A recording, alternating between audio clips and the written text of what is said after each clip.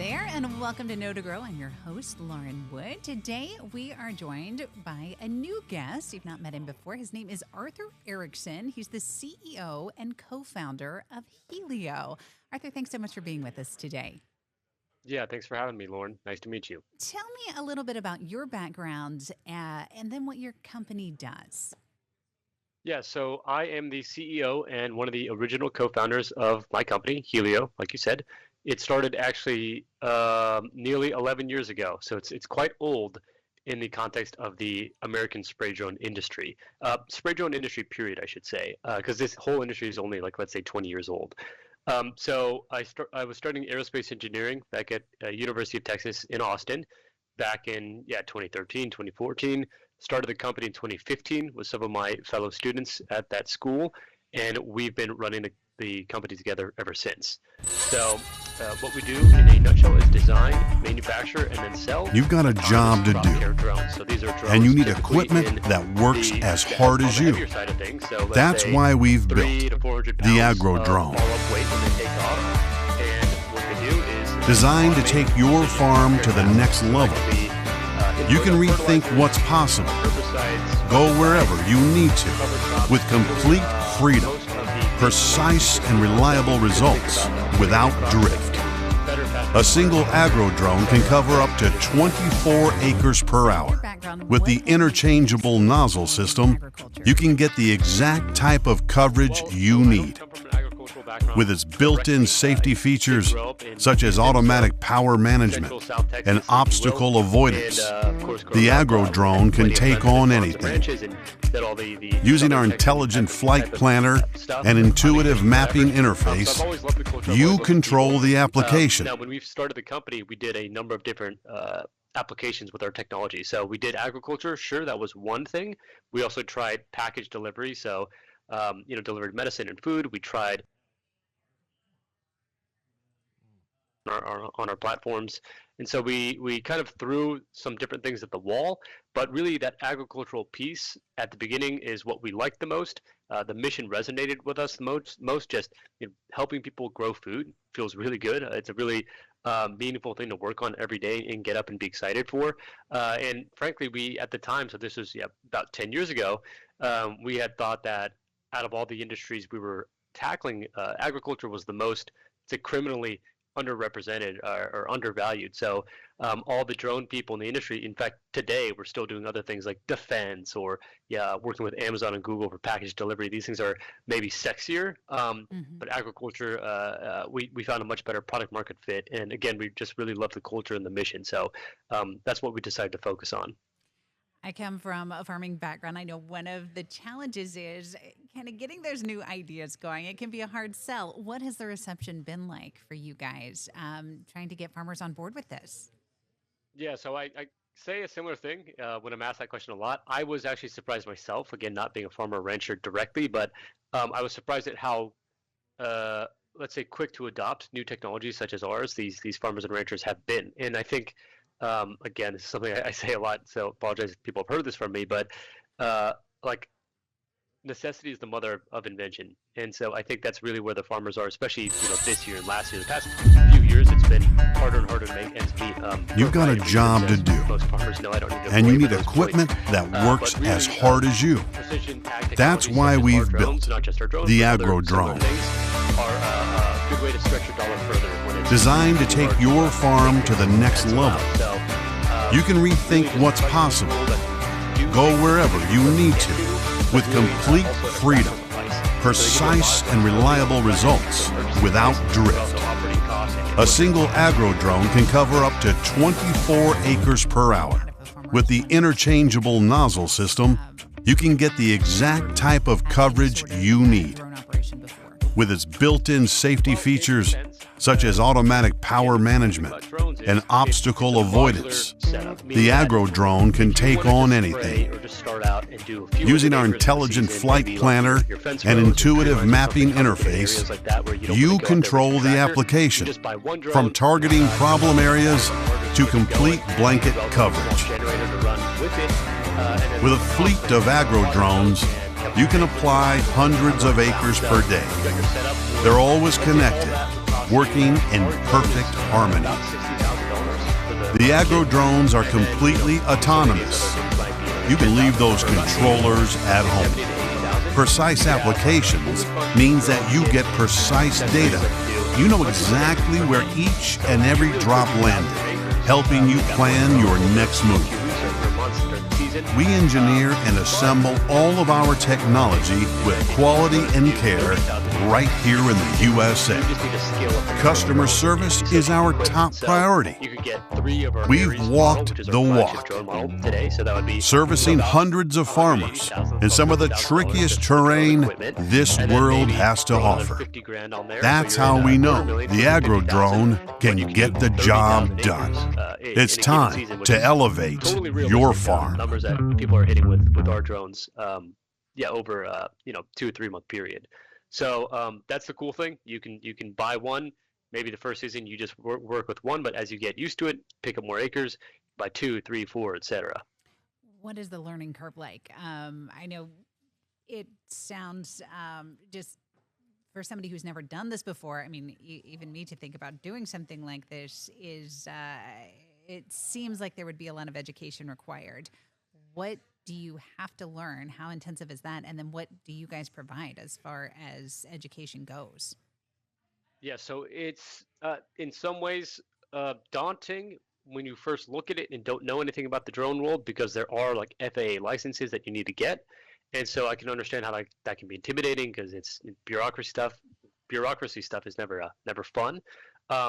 That's not so much stuff you have to learn. I mean, yes, you have to understand the regulations, but talking about the learning aspect, these drones fly themselves, right? And we purposely, I mean, that's one of the main tenets of this company, is we purposely are trying to make really intuitive, streamlined products and interfaces. So the interface we have, our software, which we call AgroSol, guides you through the entire process from generation of your prescription map all the way to spraying it, and then the after action report, or the as applied map and data review. All that is fairly well streamlined, and 90% of it is automated.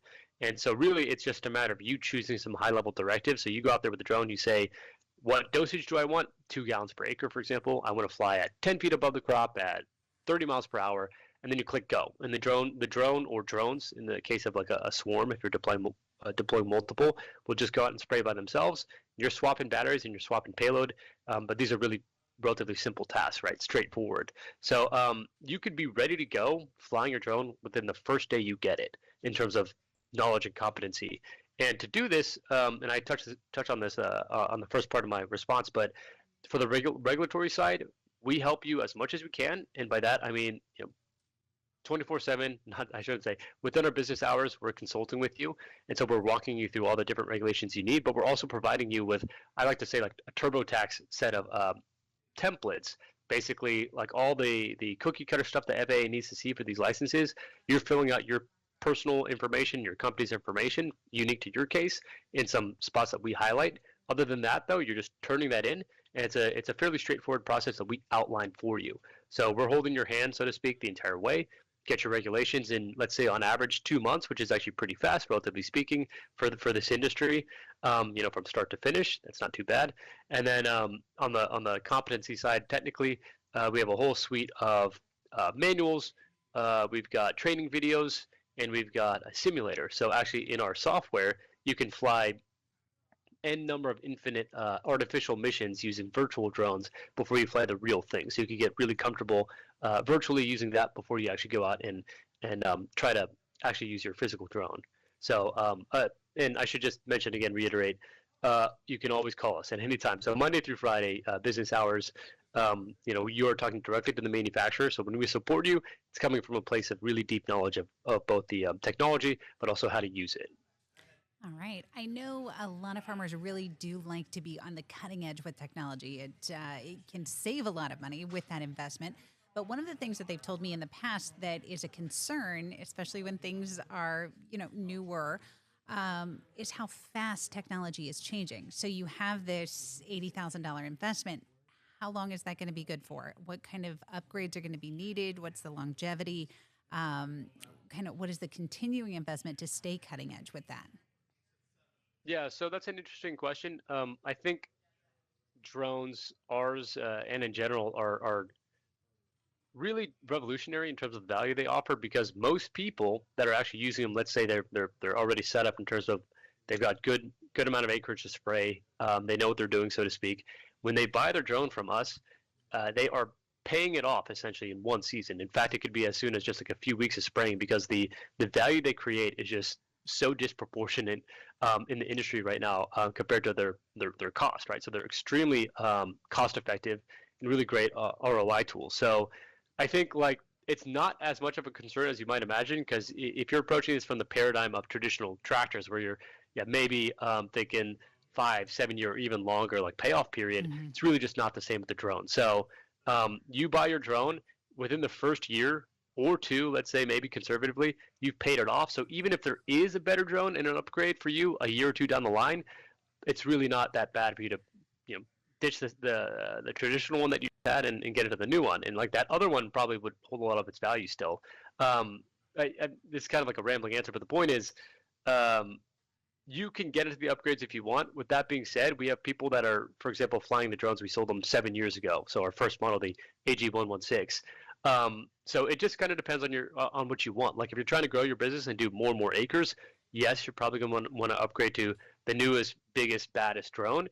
But if you've just got a set amount of acres and like what you bought from Hylio today works, then there's no reason that you have to upgrade it. It's not going to just like, we're not going to purposely make it go obsolete. I know that's something some other companies do. Yeah, we're not going to battery throttle it. That's not our strategy. Yeah.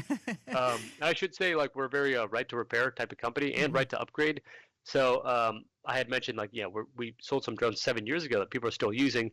All the while, instead of having them buy an entirely new drone, if like a new battery came out or a new sensor, we worked with them to integrate that. So it was just like an a la carte purchase versus like an entire new system. Okay. So we are very much about supporting our customers long term and even doing, retroactive upgrades and whatnot like that. All right, let's chat about that more when we get back, because I know you guys are based in Texas, so repairs and things may be of concern for people. So we'll chat some more about that with Arthur Erickson, CEO and co-founder of Hylio, in just a couple minutes.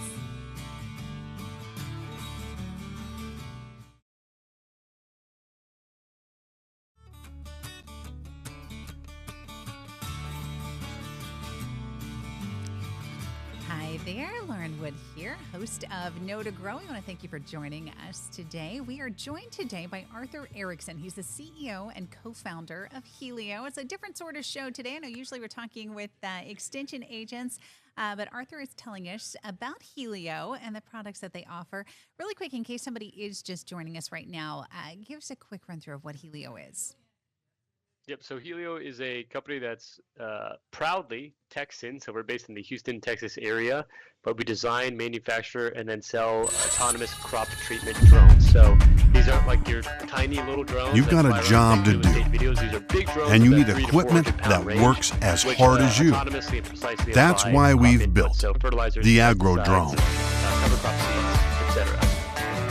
Designed to take your farm to the next level. You can rethink what's possible. Go wherever you need to with complete freedom, precise and reliable results without drift. A single agro drone can cover up to 24 acres per hour. With the interchangeable nozzle system, you can get the exact type of coverage you need. With its built-in safety features. So Matt Apple and his team run that distributorship for us. And so they are fully trained up and certified to do maintenance, repairs, upgrades, whatever you need. And they're in Covington, Ohio. So I don't know exactly where that is in terms of like Dayton and all that, but I'm sure it's not that far, right? Not far at all. I'm from Texas. Texas is huge, so it's 12 hours from top to bottom or whatever. So it can't be that far. But yeah, so same thing goes for like other people in other parts of the country. We typically have a distributor that's decently close to you, so they don't have to all go back to Texas. You can send it to Texas if you want, but for sure that can be a bit expensive. Okay. And they're able to, these local dealers are able to come right out to your farm if you're having issues, or you have to figure out how to get it there. What is their on-site service like? So Apple Farm Services, specifically, they will go out to your site. Of course, I think sometimes they will charge some sort of fee based on the situation, but they're very fair people. So yeah, I mean, they can go right to your farm if you need them to. Okay, good deal. I know we were talking in the break a little bit about some major policy issues regarding drones that are going to be coming up. So people may be hearing about this on the news, maybe seeing it in their social media feeds. What exactly is going on at the federal level when it comes to these agricultural drones and drones in general? Sure. So this has been a story that's been several years in the writing. To summarize it, there was language that was added to the National Defense Authorization Act of 2025, which passed in December of last year. This language is in section 1709. And basically what it states is that DJI, which is the largest drone company in the world, they're based out of Shenzhen, China. So most of everyone that knows drones knows these people. They have 80% of the world's drone market share, including in the U.S. So they were named specifically, as well as another company called Autel, which is another China-based drone manufacturer. And essentially, the legislation says that they will be placed on the FCC covered list, meaning that they will not be permitted to operate on U.S. telecoms infrastructure, effectively banning them. So basically that's what that is. I mean, they would be paperweights. You wouldn't be able to operate them using the radio, or they wouldn't get their software connection and whatnot. So you just couldn't use them. And that's going to happen automatically this December. I believe the date is December 23rd, because it's a year after it was signed by Biden last year, December 23rd, 2024. So as of December 23rd this year, that will happen unless a congressional committee comes together, reviews it, and decides that, in fact, DJI and Autel are safe to operate within the United States. However, I will say, without giving a definitive answer, obviously because I don't know, most analysts right now are thinking that this committee won't form and it's not going to abdicate DJI and Autel. So, I think it's looking like a pretty strong case that DJI and Autel will be banned from the U.S. market, at least their future products. And what does that mean for consumers and people listening? That means that you should factor that into your decision. If you're thinking about buying a DJI product or an Autel product, I'm not saying don't do it. I try to be objective about this. I'm just saying that if it were me, it would be a big factor in my purchasing decision to say, yes, I mean, I like X, Y, and Z about the DJI drone, but also whether I agree with it or not politically, they could very well be banned from operation starting next month. So, and we're not talking just about no new purchases. We're talking about if you have one, you may not even be able to use it. Is that correct? So this is worth a few more minutes on, I guess, but it kind of depends. Okay. So right now, the U.S. government, of course, the government sometimes doesn't give you straight answers, but they can't promise anything that isn't written in this context. And so the way it's written, it doesn't explicitly say they're going to retroactively revoke FCC licenses for DJI products. So if you interpret it that way, you would assume that your existing DJI products would be safe to still operate and would still function.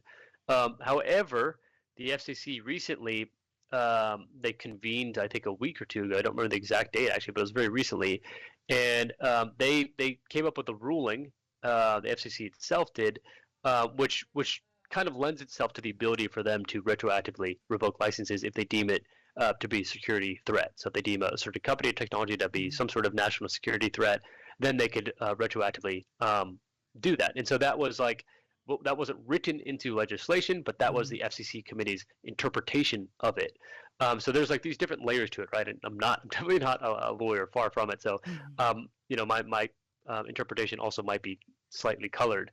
But it looks like they're gearing up to be able to do that. Now, it's another question of will they do that? We don't know. Then also, you need to consider how's DJI going to react? So if DJI says, basically, we're banned, so we don't have a future in this market, are they going to stick around and support their existing products? You can make a strong argument that they likely won't, because actually, in fact, we've already seen DJI kind of pulling out of the U.S. market in anticipation of this possible ban. So they're, earlier this year, and in fact, maybe this changed a few days ago. I don't remember the exact details. They had listed all their products to the U.S. as out of stock, so they weren't really selling them. And there's, of course, reports of dealers and distributors for DJI not being able to get new stock, new parts, and whatnot. So it looks like there's already kind of a hedging their bets type of strategy from DJI that's possibly, or let's say definitely in response to the legal stuff. So one thing is the government deciding to retroactively ban DJI products, Mm-hmm. or DJI itself being like, we're not really going to support them, and in effect, they're going to be hard, if not impossible, to use. Gotcha. And Hylio is an American company based in America, American-made products, correct? That's right. So I mean, I should say U.S. and global components, Mm-hmm. but yes, so more than 70% of the components are U.S. made. There's some stuff from Canada, from Mexico, etc. It's a globalized supply chain. But yes, we are NDA compliant, meaning that according to the NDA, National Defense Authorization Act I've been mentioning, Mm-hmm. we are fully legal to operate at any level, so public level, federal, state, private level. We don't use any of these covered technologies from China, Iran, Russia, etc. So cyber secure, legal, completely certified under the law. And then actually, some people listening will know this, but there's something called the Blue SUAS list. So this is something the Department of Defense puts out, which is a short list of, let's say, government pre-approved drones that can be purchased really easily, because it's like a blanket approval for federal purchasers to purchase the drones and the technology. So it's like a list. Government audits you. They say yes, you're not using any of these covered technologies, and yes, you're safe and cyber secure and all that. And then, like I said, it's really easy for the government to purchase your drones. We are going to be on that list, is my point, by the end of this year, with most of our products, and then our future products that are coming out next year are also going to be on this list as well. So we're going through that review process now. Frankly, it's not cheap, so it's kind of it's a costly audit process, but we're happy to do it because it's going to make our drones really accessible for government, but even on the private side, there's a lot of companies, especially that like prefer to see a Blue SUAS drone working on their accounts and whatnot versus just like a normal, non-certified one. So it's an important achievement for us to get that. All right. I want to shift gears a little bit. I know it's very obvious where you're going to get benefits with a drone as far as labor goes. You're going to, I think you said multiple drones can be operated by one person at the same time. So you're going to be, that's one benefit to going with drones.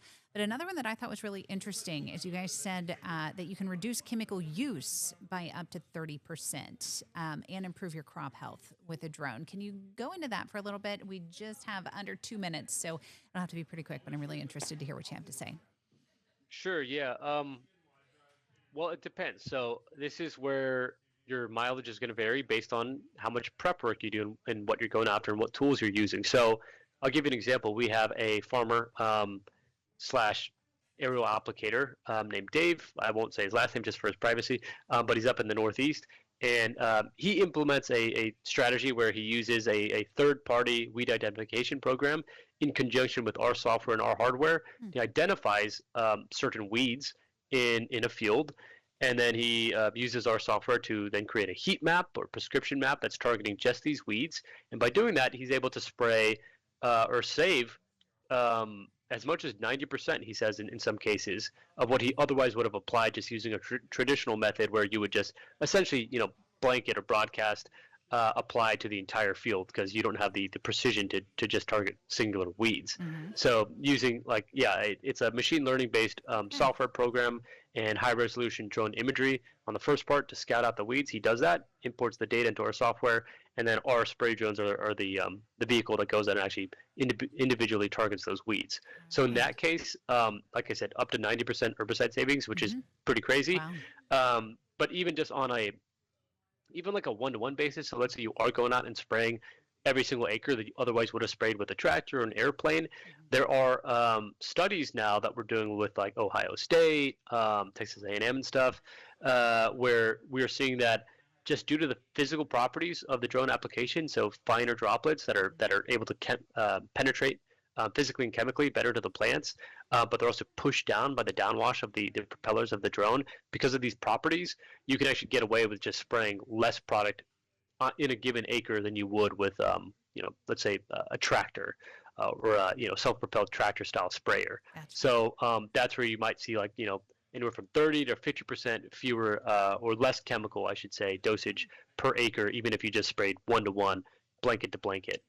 So yeah, there's kind of two ways to go about it. You can either do the targeted spraying of smaller areas, or even just acre to acre, depending on the product. You can get away with just less.